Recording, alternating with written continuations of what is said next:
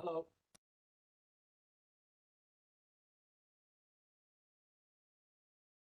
Good evening.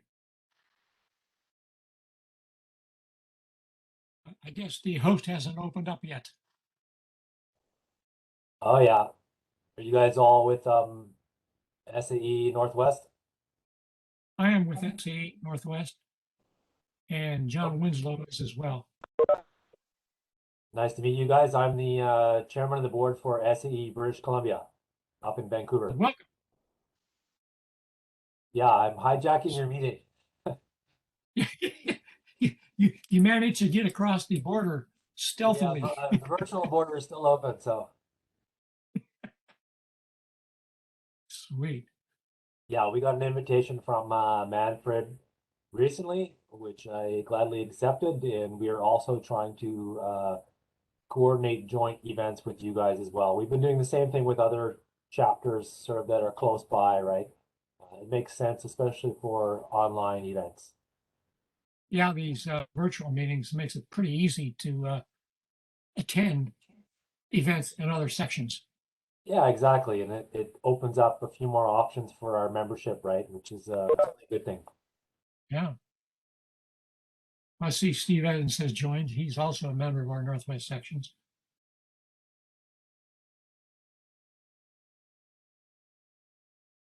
Did you guys get hit with all the crazy wind and rain over the last 6 or 7 days? I mean, we've got crazy flooding and mudslides and all kinds of things going on over here. Well, where I live, I've not been hit by it, but yes, we've had a lot of rain and a lot of wind. I've not had mudslides or flooding. I'm kind of up on a hill, so don't get Yeah, involved. I mean, I'm not affected, but British Columbia has got some major highway issues right now. We've had people airlifted out with military helicopters and what have you. It's been a Wow. little bit crazy. I do quite a bit of hiking. In the last 3 weeks, we've had some really wet experiences out on the trails. Yeah, it's that time of year. It's not fun. So, Andrea, I take it you are our speaker, right? I am. Hi, George. Nice to meet you. My name is Andrea, and I'm super excited to be here today. I just wanted to let you guys know I have a hard stop at about 10 till 6. Okay. But the good news is my presentation isn't that long, so I'm sure we can get through everything and a ton of questions, and that should probably be plenty of time, hopefully for my section at least. I think we're kind of waiting for Manfred. Hopefully, Robin will join us as well. I also think you might have to make me a presenter so I can share my screen. Otherwise, I'm happy to email my presentation to you if you want to do it that way. Well, that is why I'm hoping those two join as well, because I don't have administrator access. It doesn't work if you hit the share content button. It's grayed out right now. And I remember from other WebEx meetings, the person who sets up the meeting is the organizer and they have to kind of designate other folks. Right. Oh, the joys of WebEx. Oh, good. Our administrator, Manfred, is here.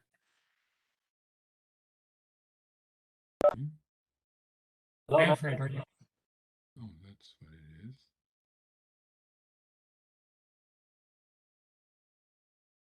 One, two, 1, 2. I can hear you. Can you hear me? Yeah. I can't hear you. Let's see. It could be the volume on your computer. I don't know. I mean, obviously you're not hearing me right now, so it doesn't matter what I'm saying, I guess. Sorry. Maybe Andrea could use sign language for her presentation. There is lots of pictures, but I'll have to share my screen to get there. Right.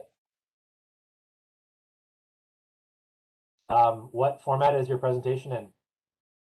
I have it in a PDF and also a PowerPoint pulled up on my screen. So we could do either, whatever's easiest. Okay.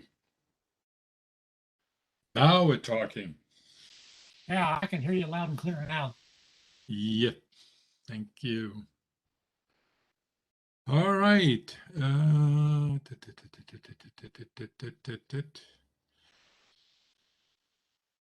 Let's wait maybe another minute for some more people to join.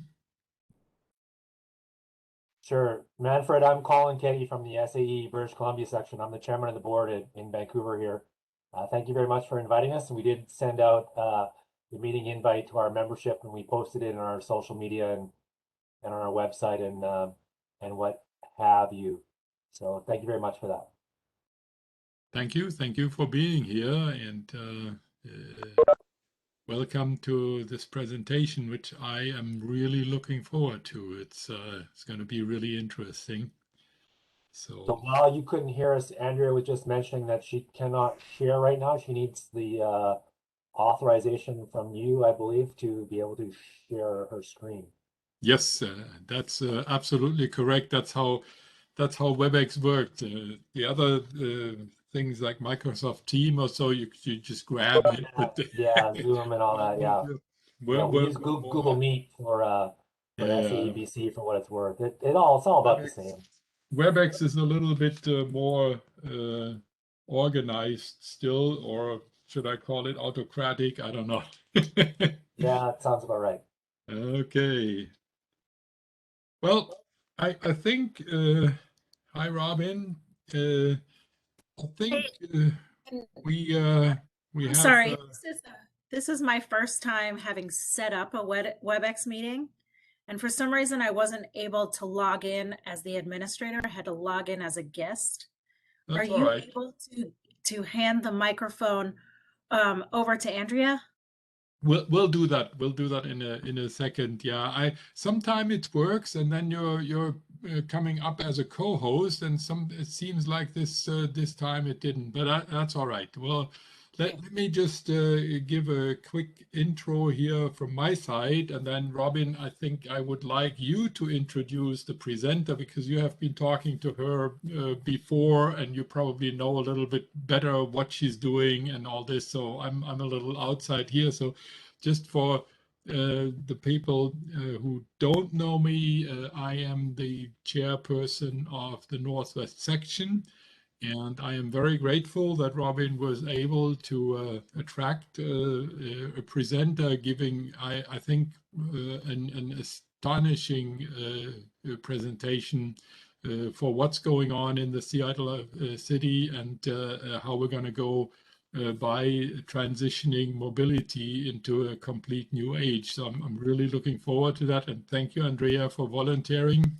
I believe you have agreed that this could be recorded and posted on our website. So once you start your presentation, I will hit the record button. And in the meantime, I'm just going to give you the presentation role. And Robin, could you introduce her, please? Thank you. Absolutely. Feel free to hit record now so we have the intro. Okay. So, Andrea, I work for Volkswagen, and so I follow these topics. And when I saw that Seattle had prepared this transportation electrification blueprint, I was super interested because I'm curious, as we transition to electric vehicles, there is a lot of controversy over whether I'm visiting my parents right now, and they're saying, how do we know that, the power that's used to generate these electric vehicles is actually better than, fossil fuels? And it's not the first time I've heard this question. And so I was really interested when this happened in the news, like how are we planning on, expanding our electrification blueprint to support all of these, new approaches to mobility, etc. So with that, I would love to introduce Andrea Pratt, who is you manage the citywide transportation electrification program and work to advance policy, pilots, strategic planning, stakeholder engagement, and pushing market transformation to electrify everything that moves people, goods, and services. So feel free to add to that, but you work for the mayor's office and the Office of Sustainability and Environment. So we are so excited to have you. Glad that we're recording this and can share it broadly, but feel free to take over. Great, Robin. Thank you so much. And really, thank you for the invitation to be here. Ironically, I gave a similar presentation to transportation engineers today. And so it's Engineer Day, and I'm excited that so many people are interested in this topic because this is the future. And, you know, Seattle is a leader in this area, and we're just excited to get out and share the work that we've done. So without further ado, let me share my screen. Mode. And just verifying you guys can see that on your end? We can. Great. Yes. Yes, got it. Awesome. So as Robin mentioned, my name is Andrea Pratt, and I work for the City of Seattle in the Office of Sustainability and Environment. OSE is an executive office of the mayor, and we are the climate and environmental policy leads for the city. And we are designed to kind of work across multiple city departments and also external agencies and stakeholders to advance environmental priorities within the city with a square focus on environmental justice. So I manage our transportation electrification program, as Robin mentioned, and I'm really excited to be here today to talk about our Transportation Electrification Blueprint. And for short, we call it the TE Blueprint.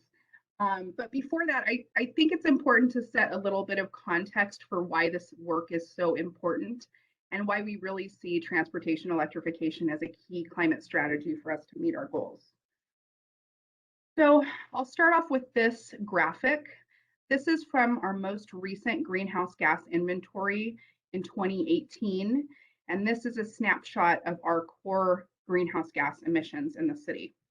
And as you can see by the size of that orange cloud, on-road transportation is really the lion's share of our emissions in the city. And that is in part because our grid is so clean. I'll get into that a little bit later, but I think it's really important to understand that, you know, transportation is this huge source of emissions, and it's really a tough nut to crack because unlike buildings, they're not stationary and confined within our city boundaries. You know, transportation is regional and regulated often at the federal level. So local governments have to get creative in how we're going to work with other partners to combat this very important sector of climate pollution. So this graph, I love this graph because we have a goal to be carbon neutral by 2050. And we have an interim target for 2030 to reduce transportation emissions by 83%. And as you can see from that very steep curve there from 2018 to 2030, we have a lot of work to do. And the other part of this graph that I find is interesting is we've more or less been flatlining on our emissions reduction since 2012. So this is a very tall order, but the good news is we do have a pathway to get there. And I put this graphic together based on the Washington State Energy Strategy, which came out this year. It's a great document if you guys haven't checked it out. But I think in the transportation space, especially in like dense urban settings, there can often seem to be a conflict between, you know, wanting to promote more active modes like biking and walking and taking transit versus promoting electrification. And some folks see that as like trying to put more cars on the road, right? And I think it's really important to acknowledge that these are two distinct yet complementary efforts. And the answer is we really have to do both. From an energy perspective, we need to keep driving that efficiency. We want to get people out of cars. We want to get our road or VMTs down. But in some cases, folks have to drive, right? And so if that's the case, then how can we make it easy for them to transition to electric? because efficiency is really trying to reduce our fuel use, but decarbonization is removing the carbon from the fuel itself and really switching energy sources. So decarbonization involves, efficiency is more so on behavior change, and decarbonization really involves new engine types, new fueling infrastructure, and a lot of investment. And so it's important that we show how these strategies can work together, because we should not continue the narrative of where we're pitting these strategies against each other, because this is a climate crisis and it's really an all hands on deck moment to get where we need to be by 2050. So I'm glad, Robin, you mentioned the concern over, or the question over, is electricity really cleaner? And in Seattle, it definitely is cleaner. But I will just mention before I dive into this, that I believe the Union of Concerned Scientists have done a robust analysis looking at different utilities from all over the country. And in almost every case, electric vehicles are more efficient, regardless of where the electricity comes from, because electric motors are more efficient than internal combustion engines. And so holding all things equal, I've heard figures between 80 and 90% efficiency with an electric motor versus 30, maybe 40% efficiency with an internal combustion engine. So again, all things held equal, EVs usually beat out ICE or internal combustion engines on the electricity mix. But in Seattle, our power is extremely clean from a carbon perspective. Most of our power is generated through hydro dams, and there are no fossil fuel resources, no coal or natural gas in the mix. And so for the small portion that is not carbon free, City Light actually purchases offsets for that. So we consider their fuel to pretty much be carbon free. And that means when we electrify anything in the city, you get 100% reduction in carbon emissions and 100% reduction in tailpipe emissions. So the other part about our electricity that's really unique is it's cheap. So we have very cheap, very green power. I often look to our neighbors to the south in California that can end up paying quite a bit of money, especially in the summertime, time of use rates and all of that. Our electricity is anywhere from 10 to 12 cents a kilowatt hour. So in the Pacific Northwest, electricity just makes a lot of sense. And we're lucky to have a great partner in Seattle City Light, which is actually a municipal owned utility and a department of the city. So I wanted to just touch on the different aspects of transportation electrification and why it's so important and can create value in several areas. So first is climate. Transportation electrification is critical to meet our climate goals. There was a study that came out last year in 2020 that showed even in Seattle, if we reduced our vehicle miles traveled by more than half, which is almost practically not feasible, we'd still need to electrify 96% of all buses, trucks, cars, and vans on the road. And so it's really important that, again, we really drive efficiency with reducing vehicle miles traveled, but coupling that and being honest with kind of the decarbonization challenge in front of us, which is we have to switch out all of these engine types for all vehicles on the road, which is a tall order. Another thing that's really important to the city of Seattle and something that we lead with is environmental justice and advancing climate justice. And so this map that you see here is published by our health department at the state level, and it's called the Washington Health Disparities Map. This is similar to Cal EnviroScreen, if you're familiar with that tool in California. This filter that I have on here is for diesel pollution and disproportionate impact. And as you can see, if you see Seattle kind of in the middle there, a lot of red around the Port of Seattle and South Seattle, 10 out of 10. And so by targeting investments in these impacted areas, not only can we reduce climate pollution, but we can really improve public health. And we see electrification of port and commercial diesel fleets as really key opportunities for improving public health and improving outcomes in those neighborhoods. TE is critical to health, as I was just saying. The American Lung Association published several reports, I think it was a couple years ago now, where they actually published state-specific numbers under a very aggressive transportation electrification scenario. And so under this scenario, you can see these numbers are Washington specific and kind of staggering in a way, 1.4 trillion saved in avoided health costs. I mean, it's really a no-brainer. And in this report, I invite you to take a look at it if you haven't seen it. At the end, they offer policy recommendations for the federal government, for states, and for local governments. And I'm really proud to say that Seattle has implemented or made progress on every single one of those recommendations in the report. So excited that we're making progress there. And finally, TE is all about workforce development and creating clean jobs. I'm kind of speaking to the choir to this group, but you all, I think, understand the workforce development impacts. There's several studies out there that show, by electrifying transportation, we can create hundreds of thousands of jobs and a lot of millions upon millions in economic activity. So switching out those engine types and new fueling infrastructure will take training, and it'll take a new workforce. And how can we set people up for success and ensure that we are not leaving folks behind in this transition, and maybe potentially people that are working in the fossil fuel industry now can kind of be put in front of line for some of these new jobs. So there's a lot of aspects to transportation electrification, and that's why it's really, really important and a good program that we've had at the city for over 5 years. Now kind of turning into the city effort, I love this graphic that City Light put together with a bicycle tire. But this just shows all of the different city departments that are involved in transportation electrification. The blueprint effort was primarily led by OSE, our office, and Seattle City Light. But Department of Transportation also helped, as well as several other city departments, because this work is truly intersectional and just touches a lot of different areas in the city. So it was great for us to come together and kind of create a vision and a plan and actions that we could take collectively to reach our goals. So this is Seattle's Clean Transportation Electrification Blueprint. It came out in March of this year.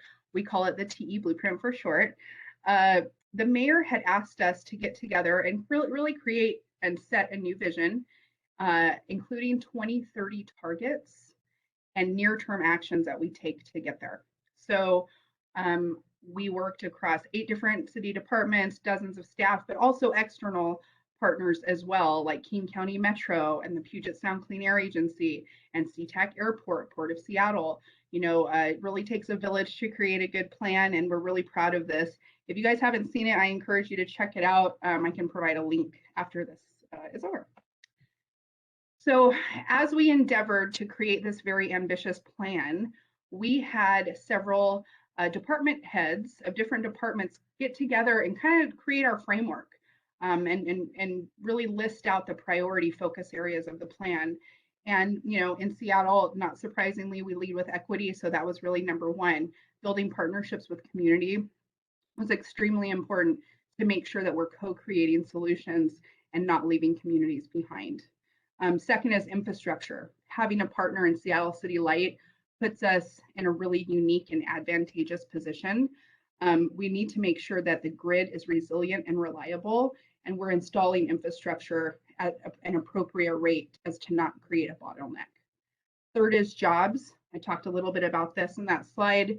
We're really focused on an equitable transition and prioritizing our Black, Indigenous, and people of color communities. Seattle just passed a Green New Deal ordinance and executive order, and it's really one of the main tenets of this effort is to look at jobs and how we're creating jobs through new climate policies and targeting training programs to make sure folks are not left behind. Fourth is policy. How do we dismantle fossil fuel incentives? They're very much entrenched in our world and our economy today, so we're taking a look at that. Public-private partnerships. I think early on in the climate world, government led a lot of the leading actions, but now it's time for everybody to kind of step up and do their part, and that's going to take some really close partnerships with the private sector and corporate leadership as well. Multi-modal electric mobility. So again, we're not just talking about cars, we're talking about scooters, we're talking about buses and e-bikes, and how do we make sure that all of these different modes are inclusive in this plan? And finally, how are we going to pay for it all? You know, we do not have dedicated revenue streams to advance electrification. So looking at how we can get those established both locally at the state level and even at the federal level. So these are our 2030 North Star goals. These are our new policy goals related to transportation electrification. And the first one is 100% of shared mobility is electric. So this is taxis, PNCs like Uber and Lyft, car share, micromobility like scooters, and other aspects. So how do we make sure every single one of those services are electric by 2030? The second is 9 out of 10 personal trips are zero emission. And I love this goal because it's really kind of embodies efficiency and decarbonization together, because personal trips, you know, walking and biking and taking electric transit is included in this. And then also, if you can't do those things, and an EV trip would be included as well. Next up is 30% of goods delivery is zero emission. I think we're all aware, especially now with the supply chain crunch, but just, you know, the explosive growth of e-commerce and how those deliveries are impacting our city. And really, it felt remiss to leave out that sector of the plan. I think traditionally, transportation planners and the cities in general have planned pretty well for personal mobility, especially going back and forth to work, but not so much on the goods and services side or for non-commute trips. And so wanting to make sure goods delivery was incorporated in this as well.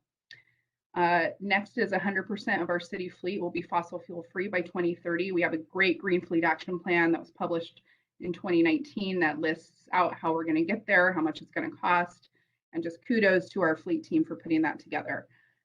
Next is we will have one or more, we're calling them green and healthy streets, but really they're zero emission zones. And I have a couple slides on that later. We can talk a little bit more about that. And then finally, last but not least, again, the infrastructure required to stay ahead of demand is installed and operational. And, you know, it's one little sentence, but man, is that a lot of work. So again, really excited to have Seattle City Light as a partner here. So I mentioned green and healthy streets. Seattle is part of an international climate community, and we're part of lots of organizations about climate, and C40 Cities is one of those organizations. And we do a lot of work with C40 cities who represent 3/4 of the world's population, the biggest cities in the world. And in 2017, we signed on to to this agreement, which really had two parts. The first part was we will procure only zero emission buses by 2025. And that part was easy because King County Metro had already committed to doing that in their strategic plan. But the second part of the commitment was to establish a major area of the city to be zero emission from transportation. So this would be areas that promote walking and biking and electrified transit, but also promote EVs. So EV shared mobility, EV deliveries, and early on, 14 cities signed it in 2017. And I think since then, we're up to 30 or 40 cities. The largest cities in America that have signed on to this are Seattle and Los Angeles. And we're working really closely with our partners in LA as they start to roll out some really interesting aspects of these zones, like zero emission delivery zones. Our Department of Transportation is in charge of implementing this program. And I grabbed this from one of their presentations because I thought it was really cool to kind of put some of these goals and all this language kind of into context of what this would look like and what this really means. And again, a lot of walking, a lot of biking, areas for low emission or no emission goods delivery. And you can kind of see how a zone like this can really transform certain areas of the city and really kind of put people first and take the streets back from all cars, but really make them more activated spaces. So we're still developing what the implementation of this looks like. Last week, the mayor issued an executive order. She was attending COP26, and there's a lot of things in that executive order, which are really great. But one of the things is she directs SDOT to basically launch a pedestrian only zone as kind of a precursor to a zero emission area. And that should be done by next summer. So really excited to see them do that. This is pretty much my last slide. And again, another example of really how all these goals and actions are turning into kind of boots on the ground work. So I'm not sure if you guys are familiar with ICCT, or the International Council on Clean Transportation. They are fabulous. They are an international think tank and research organization that does technical analysis for policymakers. So they work for the federal government, they work for cities around the globe. I think our friend from BC, they do a lot of work up there as well. And so, you know, as we think through environmental justice and we think through diesel emissions, port trucks or drayage trucks, they're one of the oldest, most dirtiest fleets that are out there. And a lot of them are owned by independent owner operators who don't have a lot of capital to buy new trucks. And so given that the Duwamish Valley in Seattle, for those that are familiar around here, you know, I showed you the red on the map, but what that translates into is 13 years less life expectancy for folks that live in the Duwamish Valley versus other kind of more affluent areas of the city. And we know that these trucks are a huge impact on those emissions. So we wanted to do a project to look at how we could electrify drayage trucks and also create a zero emission freight corridor through the Duwamish Valley. And ICCT was able to secure some philanthropic grant funding to support, it's like a technical feasibility analysis. And you can see how we're laying this out here. But what I think is really special about this is, yes, we're doing a total cost of ownership analysis and figuring out where the corridors would go, but we're including community in this project from the get-go. The Duwamish River Cleanup Coalition is one of Seattle's main environmental justice organizations, and they have really been involved in this project every step of the way. And so we're really excited to be working with them. And the goal for this whole project is to be able to deploy trucks in the next 2 to 4 years. And the other cool aspect of this is that as we are developing this project kind of on the ground in Seattle, there's a whole group of folks through the Moving Forward Network that are kind of watching how this plays out and learning, taking lessons learned so they can do things similar in their own port cities. So super excited to be part of this. Our local partners are, of course, City of Seattle, Seattle City Light, the Northwest Seaport Alliance, that's what NWSA stands for. And I mentioned the Duwamish River Cleanup Coalition, as well as the African Chamber of Commerce. So I didn't want to spend the whole time talking to you all or talking at you all. So I just wanted to kind of give you a flavor of what we're working on, and really excited to take questions that you have or talk through some more if you have any questions. So there you go. And maybe I'll just. I have a question for you, Andrea. Yeah. Most of your transportation has been ground-based. Have you looked at marine traffic? We have. That's a really great question. My role is primarily focused on road transportation, but Seattle City Light is working very closely with Washington State Ferries to electrify ferry routes in Seattle. They're also working very closely with the Port of Seattle to install more shore power so ships can plug in when they're at berth, whether that's cruise ships or cargo ships.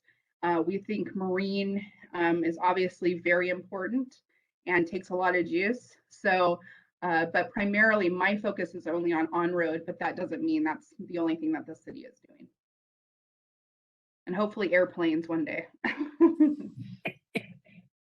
Yeah, I know the Vancouver, all the cruise ships, they all plug in to run on electricity now. That's relatively recent, rather than, you know, burning fuel while they're in port.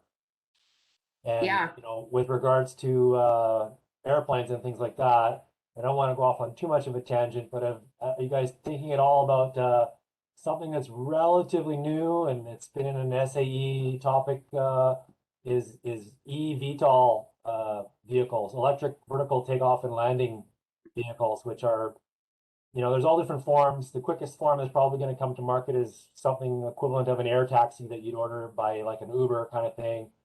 Mhm. But they're, you know, it sounds far-fetched, like flying cars and all that, but this stuff is coming fast. There's Yeah. a lot of companies developing them, a lot out of California. There's, you know, a handful probably in your area, I would imagine, that have something to do with it. But it's going to take a lot of infrastructure and regulation and development to accommodate all of that. So I don't know if you Yeah. is it on your radar at all or anything like that. Yeah, no, you're absolutely right. That technology is coming faster than we all anticipate. And I have some personal friends that work for some of those companies in California. And I think that once they kind of get through all the hurdles with the FAA and kind of figuring out lane space and all of that, you know, there's some, I think, federal things that they need to work through before it kind of trickles down to the local governments. But it is something we're keeping an eye on. You know, with limited resources, I will be honest, it's not our first priority. And I will say it's also seen as kind of, you know, an air taxi for rich people. I don't know, like how Maybe a lot of them are trying to be for the masses, though, and I agree with what you're saying. But a lot at of least the them perception, they're right? pushing the marketing as for everybody. So I Yeah, would say for the cities, the biggest thing you're going to need to tackle is where are they going to land. So you need a lot of rooftop type space, and they need a lot of electricity because they're all trying to go electric to get around the emissions issue. yep. So they need a lot of power up to a rooftop to recharge. Yeah, that's a really, really good point. And you know, I just don't think our planning folks have really dove into that in too much detail. You know, they're starting to try to assess, you know, AVs, autonomous vehicles. We had some recent companies come to Seattle that want to test these on our streets, and so I think that's taking up a lot of bandwidth in the near term. But I can see how electric air taxis would soon follow once it gets a little closer to deployment. I have a question. Obviously, hydropower is a huge percentage of that pie chart that you shared. Yep. And, you know, we just had a, you know, an off the charts hot summer and our Mhm. snowpack is diminishing. And, you know, how long can we depend on hydropower for our source, our main source? Yeah. Are we exploring wind or I saw nuclear on there. I didn't even know that we tapped into nuclear power.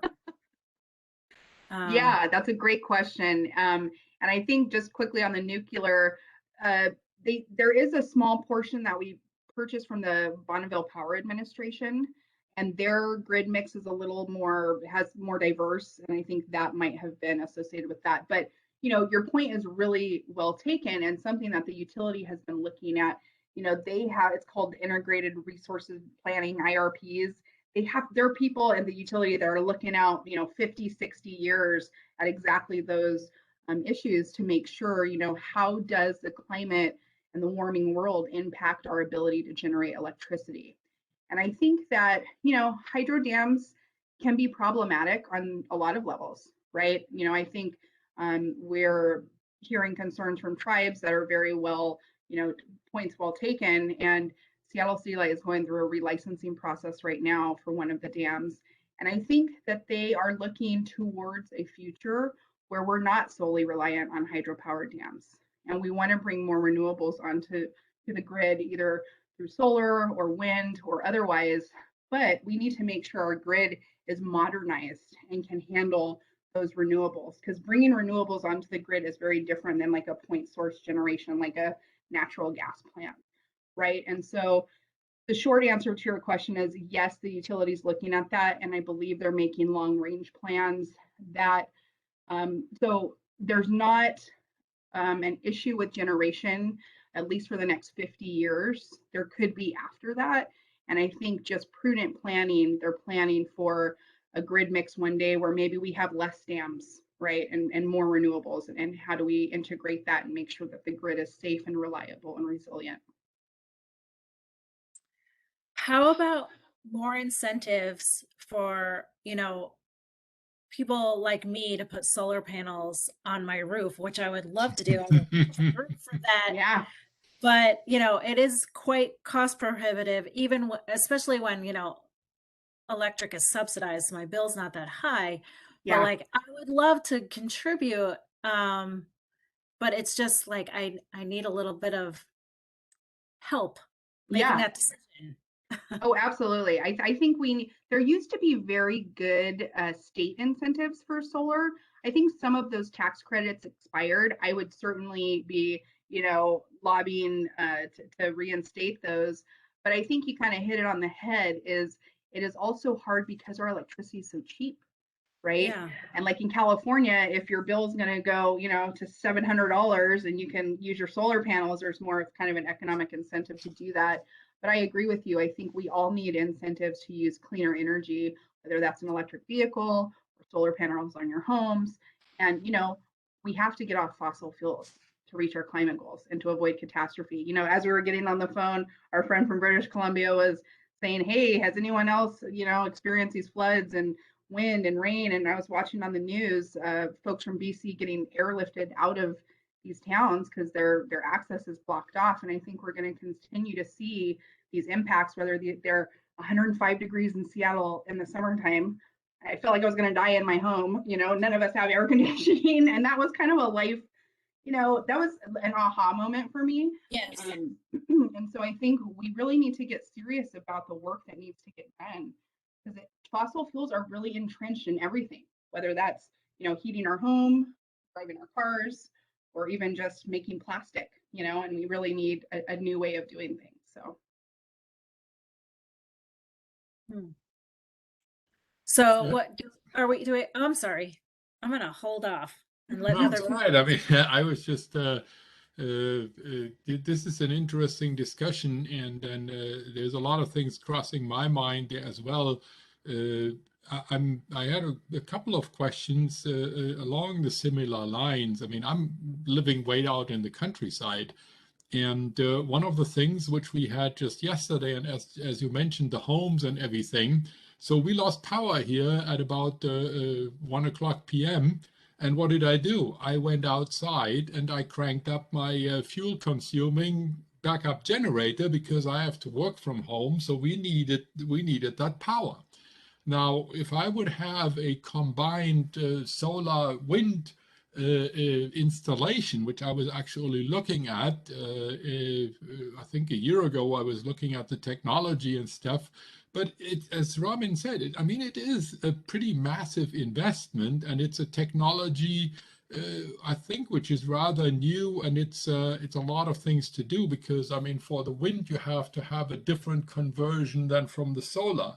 That all goes into a battery package, which you have to find a space in your home somewhere, and then you have to tap into the main panel so that it's being fed in there. So it's really not easy, but I think that's a key point, and that leads to my second question. That's the commuters. So if I have my electric car, which I don't have yet, but I plug that in, and the energy comes from wind and solar, and I drive into Seattle for work or so, or to any town, I'm really clean. But right now, there is probably a lot of people who don't have the cash for those type of investments living outside in the country. Is there any practical policy drafted how the city of Seattle wants to deal with the surrounding countryside who may not be at that same stage as you guys are? Yeah, that's a really, really good point. And I think that it kind of goes back to the way transportation works. It's not confined in our boundaries of the city. And we have to work with our regional partners, our state partners, our West Coast partners, even in BC, and even our federal partners. Because as you mentioned, this technology is new and it's expensive. And while prices are coming down dramatically for batteries, I've been in this space for about 10 years. And I remember when batteries were like $400, $300 a kilowatt hour, and now we've gotten them down to, 100 or 125. And so I think that incentives will be key. And the rural solution is different than the urban solution, right? But we have to be planning for both in order to have an equitable transition. And you talked about generators. You know, it's funny, prior to my policy role here, I was the city's green fleet manager for several years, for over almost 7 years. And so it was my job to kind of write the fleet plan, buy electric vehicles, and install charging stations at all of these different facilities. And one of the main things was, what do we do when the power goes out? And you can wire up all those charging stations to be on a backup generator. That's very expensive and cost prohibitive most of the time. And so there are technologies that are coming out where there's this one company called FreeWire, where it is a generator, but you plug it into the wall and it's a battery that slowly charges up over time. And then you can go and charge vehicles. And there's another company, I think it's called Danner or something like that, that's creating a mega version of this. And it can be used to power whole city blocks in a power outage. And I think we're going to see more technology come to market like this. And I think it's really funny and interesting when people are like, well, all these electric vehicles, what are you guys going to do when the power goes out, or like something, an emergency happens? And I'll say that, during my time in fleets, I was part of Washington's kind of fuel emergency response for like the big earthquake, right? It was like this emergency kind of thing. And I'll tell you right now, our fossil fuel infrastructure is totally a house of cards. If there was a big earthquake and I-5 crumbled and you couldn't get over there, it'd be extremely, extremely hard to move liquid fuel around. And the grid will come up before we would get that infrastructure reestablished. And not that that's a great answer, but I'm just wanting to demonstrate that our energy systems are very vulnerable and need to be reinforced to be more resilient to these impacts that we're seeing, time and time again. So you bring up a lot of great points. And I think it's an all hands on deck moment, and we have to make investments and lobby for incentives and make sure that this is, an accessible and equitable option for folks.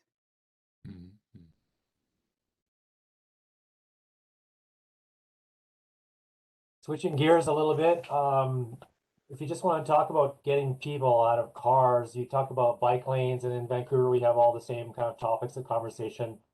I like to ride my bike too, but definitely not in November in the rain, right? It's a difficult thing. So like, I think, the majority of people would prefer to be in some kind of closed vehicle, whether it's public transit, on some kind of SkyTrain, or with car sharing. I don't know. I know there's a lot of bike sharing in Seattle, but I'm not sure how much car sharing there is, or if there is any. There's been some sort of pilot programs and some programs still going on here in Vancouver.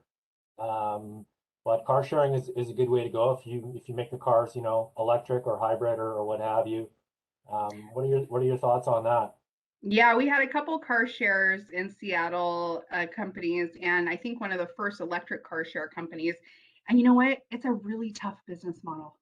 It's a tough business model for gas cars. They don't really make money. It's a tougher business model for, unless you have dedicated spots to charge those electric vehicles. Like free floating car share is just very hard to make a profitable enterprise. But to your point, I think that we need as many options as possible for folks to get around. I think that, in my 20s, when I lived in an urban village and, near downtown, I didn't have any kids. I took the bus everywhere. I didn't have a car. Well, now I have 2 kids and we have soccer practice. We have band, we have all these things. And now my life has changed and I'm really car dependent. And now we just have to be honest about that and not kind of devolve into the EVs versus bikes kind of thing, right? Because we need to do all of these things and really promote different modes of transportation. And I can see, one of the things that we're looking at is, could the city offer rebates for electric bikes, just for citizens, and maybe like a cash for clunkers type of thing where they could turn in a car and get an e-bike or something like that. But, we're going to have to do all things, but also recognize, I'm kind of surprised sometimes at how little we have studied the transportation system as a system. We've been kind of myopically focused on people moving to the total expense of freight and services, right? There's a lot of different type of cars on our roads. And commuters, yes, I think those can be shifted to bus and bike and other modes. But, you know, landscapers, carpenters, people that have to carry stuff around, or goods delivery, you know, those cars aren't going anywhere. And how do we decarbonize those? It really has to be kind of a comprehensive approach, I think. Well, Yeah, wasn't I would agree. Unfortunately, when you look at the roads everywhere, majority of the people, it's a single person in a car by themselves. Yes. And that's what needs to change. Agreed. And we're looking at different policies like or equitable road pricing, or how we can really disincentivize that single occupancy vehicle trip, especially if you're commuting to work, especially if that place is served well by transit. I mean, you know, there's really no need for that. But on the flip side, you know, on the weekends, going to Costco, going to these big stores, like, you're not going to make transit every trip. So how can we make sure that you choose that at the appropriate times and when it's most advantageous to reduce congestion? So I'm just going to warn you, I have time for probably one more question, then I have to hop off at 5:50. Thank you guys so much. This has been really fun. You're a great audience. any other questions? I thought you still had one, Robin. Well, I'm just curious how Seattle will make use of the infrastructure bill. Obviously, it's very early. It was just signed, but like, do we have a plan in our back pocket? We're like, here's what we're gonna do. Let's get some of Yes. that money, yeah? You have so much faith in us and as government folks. No, but actually the answer is yes. We're getting a full briefing on this tomorrow. I think the state will benefit greatly from there's $7.5 billion for EV infrastructure. And I think Washington State gets 71 million of that, plus other folks will be eligible to get grants. And so really building out this statewide kind of corridor network. So folks that have EVs in Seattle can go to Eastern Washington, can go to the beach, can go to other places. But there's other areas that we're looking at to see how we can leverage those dollars for our goals. Another area is port electrification. There's a lot of money in there for ports. Drayage trucks are really near and dear to our hearts. So we're keeping our eyes out, not only for that, but anything coming on the reconciliation bill, hopefully. So we'll be keeping our eyes peeled. But, you know, this is a federal level issue. Transportation is regulated at the federal level, and cities can't say every car needs to be electric or only electric cars can drive down these streets. We really need the federal government to kind of step up and tighten some of these regulations. And then we can come along with complementary policies and targeted incentives to make sure we're not disenfranchising folks or leaving folks behind in this transition. So. Okay, all right. Well, Andrea, thank you very much. That was very interesting. I think, Robin, do you have that presentation as well? So I think we're going to publish the recording, and we'll also make that presentation accessible to our members and obviously to our neighbor members there in BC and in Oregon. And other than that, thank you very much, everybody, for your attendance and participation. Thank you again, Andrea, and come back anytime. Sounds great. I'll make sure Robin has a copy of that presentation. And thank you guys so much. You're a gracious audience. I really appreciate it. This is a fun group. Thank So, you, Andrea. Thank you. Thank you very much.